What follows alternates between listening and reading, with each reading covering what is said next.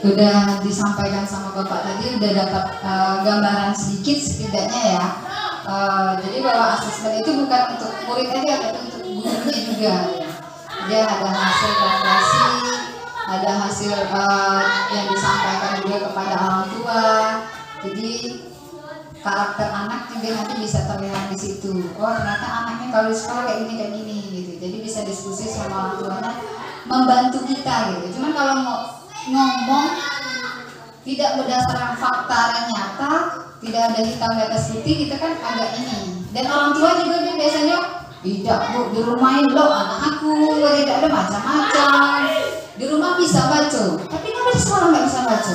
Kadang-kadang kayak gitu kan orang tuanya. Di rumah bisa kali-kalian bu, gitu kan. Tapi kenapa berhadapan guru katanya nggak bisa? Tapi kalau sudah di asesmen, ada bukti fisiknya, orang tua yang macam enak ya lah. Kalau cek ibu, kita sama-sama bantu untuk anakku katanya gitu kan. Itu yang tentang proses pembelajaran Pak ya. Ternyata banyak tinggal gurunya lagi yang mau atau tidak melakukannya gitu. Nah, habis itu yang jawab lagi di pelatihan. Bapak udah sertifikasi? Nah, sertifikasi di Kemenak itu susah. Nunggu antrian, tesnya lama. Kalau Bapak gabung di penggerak, nama Bapak udah tengger di atas. UP, gak ada bedanya antara percepatan orang Kemendikbud sama Kemenak, gak ada.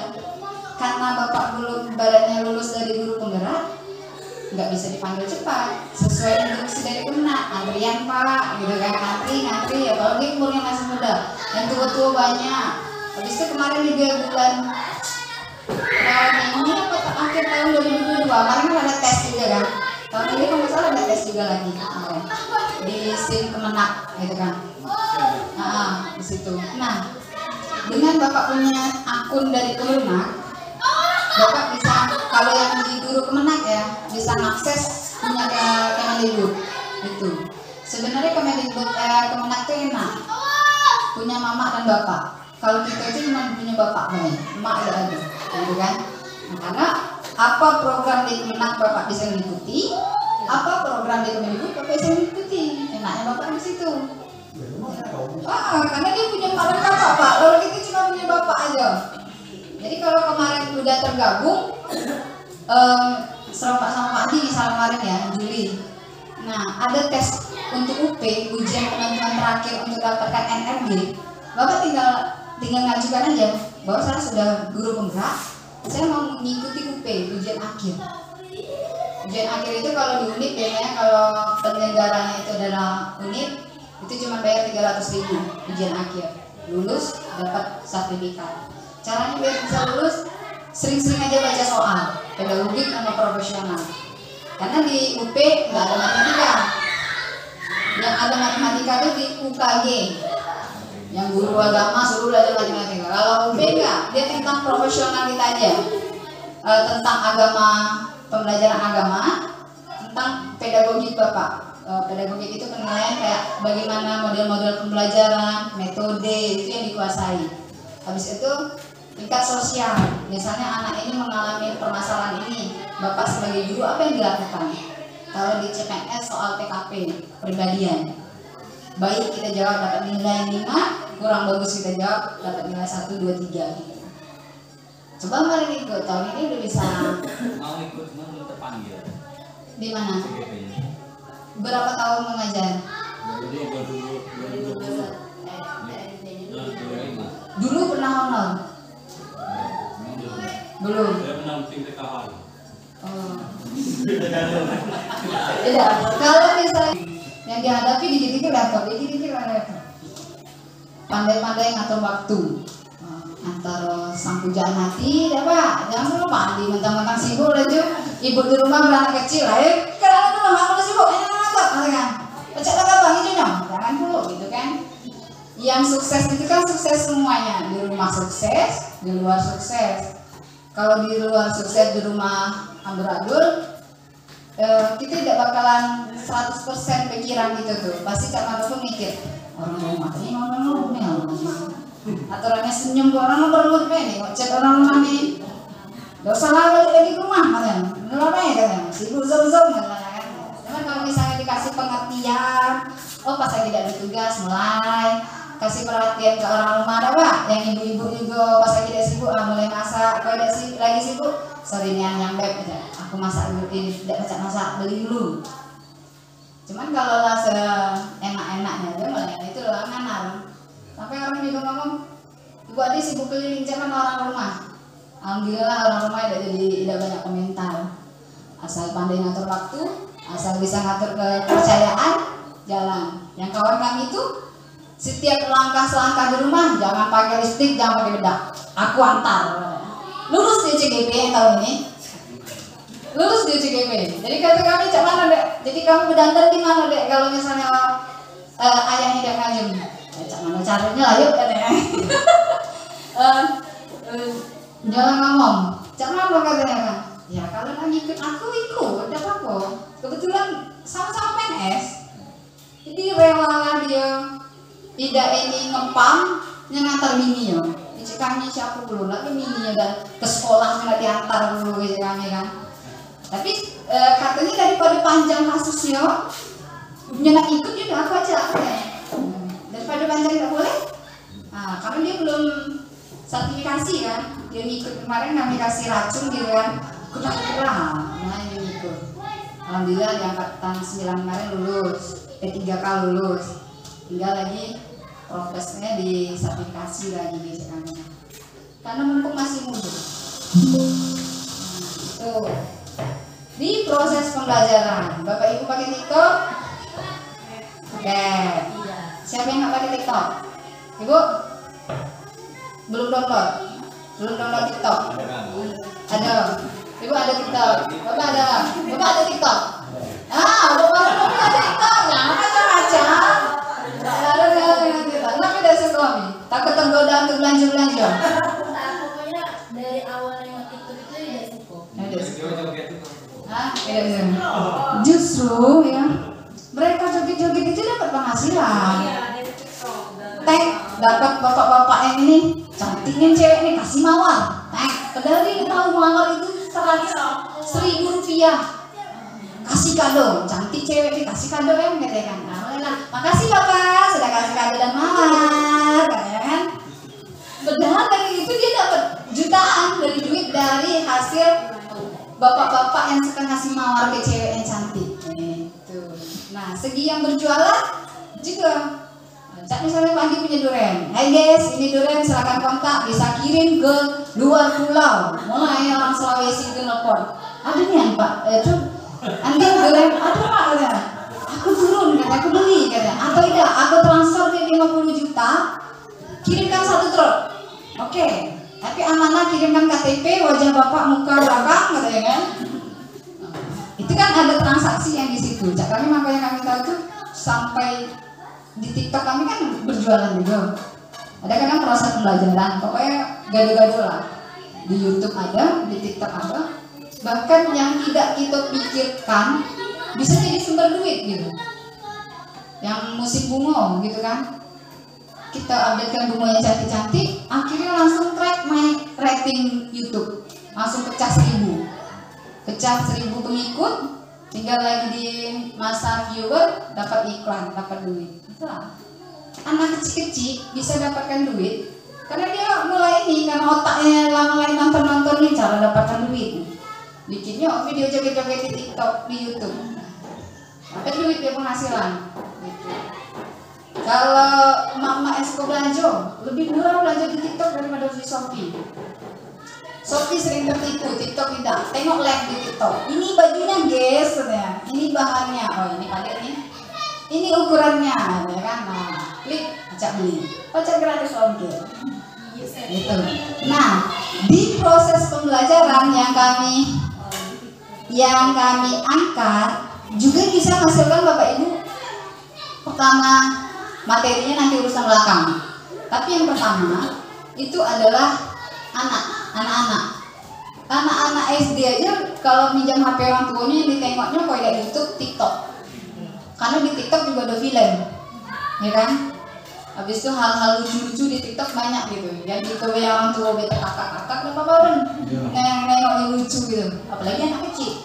Nah, karena proses dia kita ngasih materi, tapi yang sering diakses mereka anak yang susah paham gara-gara sering nonton TikTok akhirnya paham.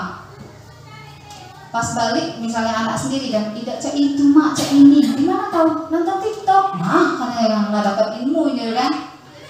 Padahal kita tidak tahu gitu kan. Cek ini caranya katanya. Aku di mana nengok? Di TikTok. Ada di TikTok penjelasannya itu katanya cara-cara dan angka-angkanya. Wah inilah paham. Nah kayak gitu juga proses pembelajaran. Kayak agama susah, bikin video TikToknya suruh anak ini ngapal. Atau temannya gitu kan. Karena dia suka main TikTok, rekam baca Al-Fatihah, Bismillahirrahmanirrahim katanya misalnya kan. Di TikTok kan banyak editing,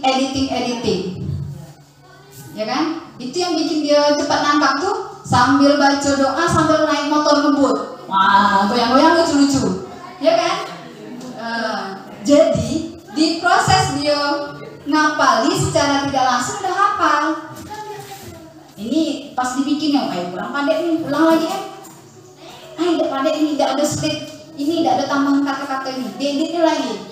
Berapa kali dia proses ngedit, karena nak ngancai ke kawan-kawannya video TikToknya ini bagus, di situ ini mulai paham gitu kan. Ayat itu tanda sekian, ada jaraknya sini, ada jaraknya di sini. Oh ada kodenya tasnya di sini. Jadi dia udah cepat hafal. Abis itu dia sombong pula kayak kawannya. Jeleknya di video TikTok kau udah pakai editing gitu. Padahal di situ bisa yang tidak pacak terbang dibikin. Yang tidak pacak loncat di TikTok pacak loncat, gitu kan. Yang tidak pakai, yang dia di rumah tidak punya motor, dia kecinya motor bagus-bagus tuh. Gitu kan. Ada tulisannya sampai ngapal kan. Ambil mulutnya komat kambit atau di bawahnya ada tulisannya yang pacak dibaca ke kawan-kawannya. Itu karena salah satunya itu materi. Nah, sama kayak gini.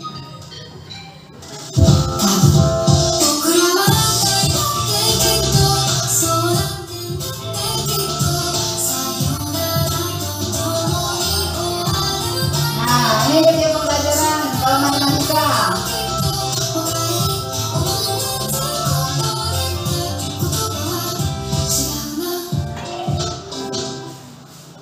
Itu ya di TikTok. Ada lagi nih, kalau misalnya ini tentang ini agama nih Pak. Nah, kalau loncat di ini ya kan?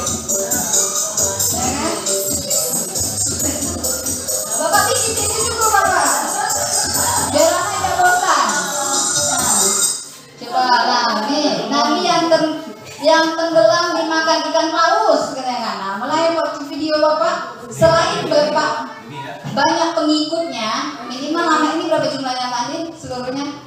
106, berarti pengikut Bapak udah 106. Anaknya ini mulai ada kawan anak, mulai ada emaknya, HP emaknya, injak dulu mak, HP aku udah ada kuota. Dari hasil 100 jumlah ini, kalau misalnya kita nilai satu anak bisa mempengaruhi di rumahnya ada 20 orang, 10 orang anaknya. Ikuti akun Bapak ini katanya kan. Ya kan? Ikuti akun Bapak ini. Kenapa katanya? Ada proses pembelajaran. Kenapa? Tidak penting kita ngapali agama. Sejarah Nabi Musa yang tenggelam tahun sekian. Penting anak ngapalkan. Cuman kalau beleng-beleng kayak ini palanya, nah cepat dia ngapalkan. Nah. Oh, yang betul ke kanan, yang betul ke kiri, gitu kan? Nah, ada poinnya.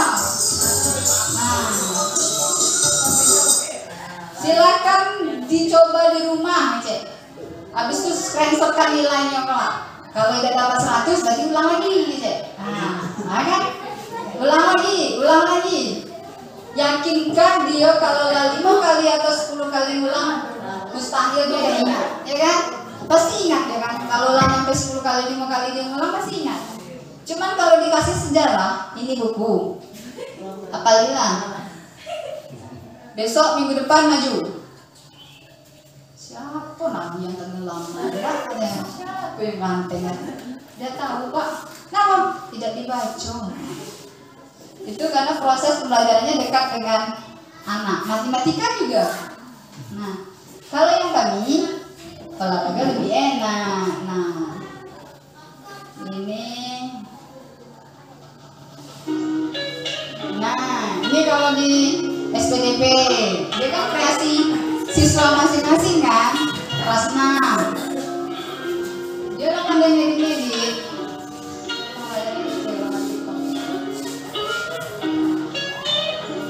Ini kelas 6 yang bikin tentang reklame.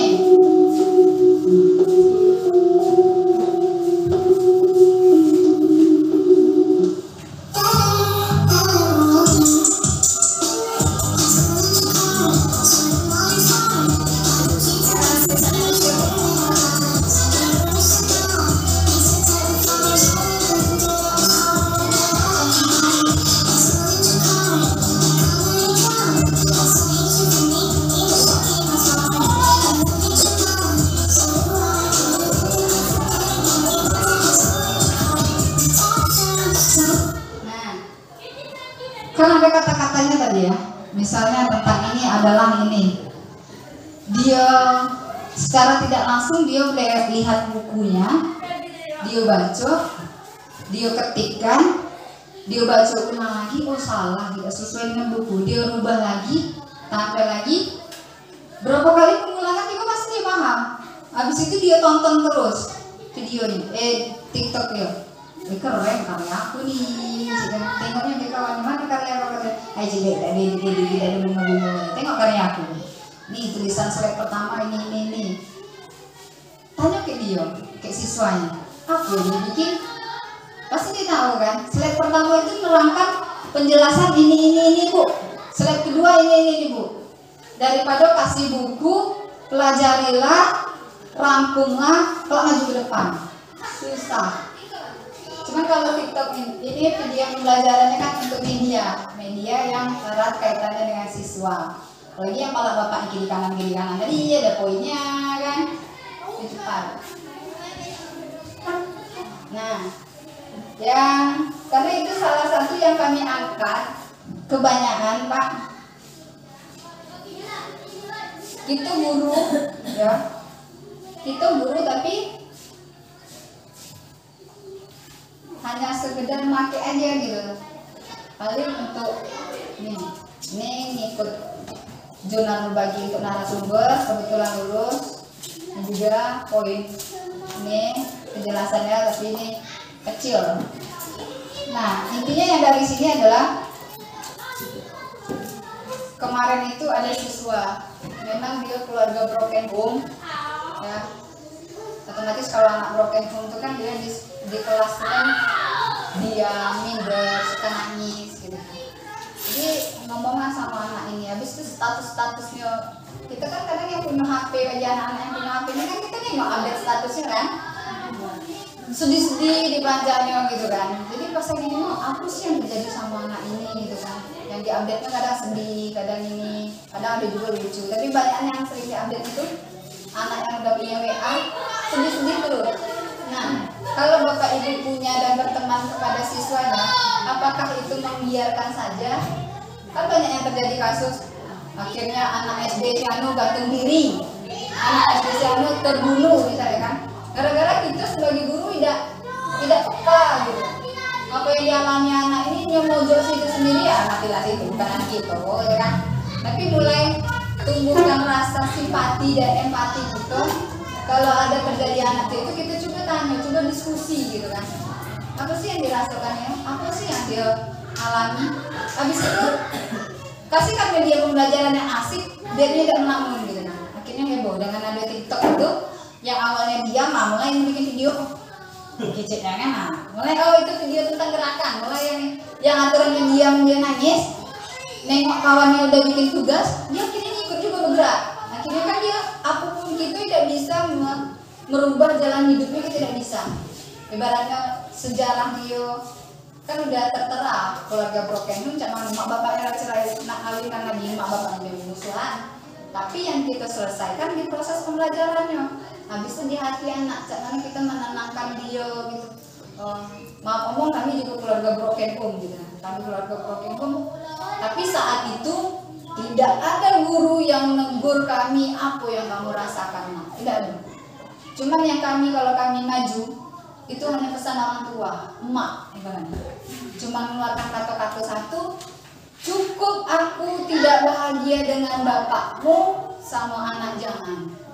Jadi katanya kalau nak bertingkah pikirkan 1000 kali pikir. Karena napa? Kalau laki aku masih bisa hidup dengan dihianati suami, kalau dikhianati sama anak pacak gantung diri. Itu omongannya cuma. Apakah orang guru-guru pernah ngelirik? Enggak. Ibaratnya gitu. Pernah enggak? Oh, apa sih yang kamu rasakan gitu orang tua bapak kamu? Padahal posisi emak kami sama-sama PNS. Bahkan kami SD, SMP, SMA yang ngajari kami itu adalah teman orang tua. Tapi teman orang tua juga tidak pernah nanyakan gitu. Apa sih kendala kamu nak gitu kan? Apa yang kamu rasakan? Apa yang salah kamu rasakan mama kamu bapak kamu bercerai? Dan boleh gitu ya tetap jadi orang sukses ya. Tapi motivasi itu tidak pernah dapat dari guru gitu. Karena ya sambil ya guru zaman dulu kasih tugas tidak hafal lister panjang, ya kan? Kali-kali kalau tidak hafal duduk tegak kaki satu, cepok kalau tidak hafal.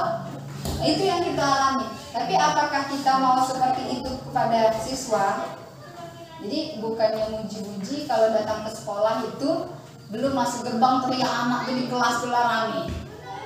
Ibu Adi datang, katanya. Cak artis aja langsung dikerubungi salam. Jadi berarti memang ada kedekatan satu chemistry dengan siswa, tidak ada jarak. Tapi tetap konsepnya satu, saat proses pembelajaran ya fokus. Tapi saat bercanda kita boleh. Sama cara Pak Andi juga. Ini adalah cuma amanah selangkah. Ya versinya kita sesama guru, makanya kami tidak ada mau mempersulit. Oh harus begini, harus begitu. Harus bisa dipermudah tapi dipersulit. Kalau sesuai juknisnya ribet harus gini.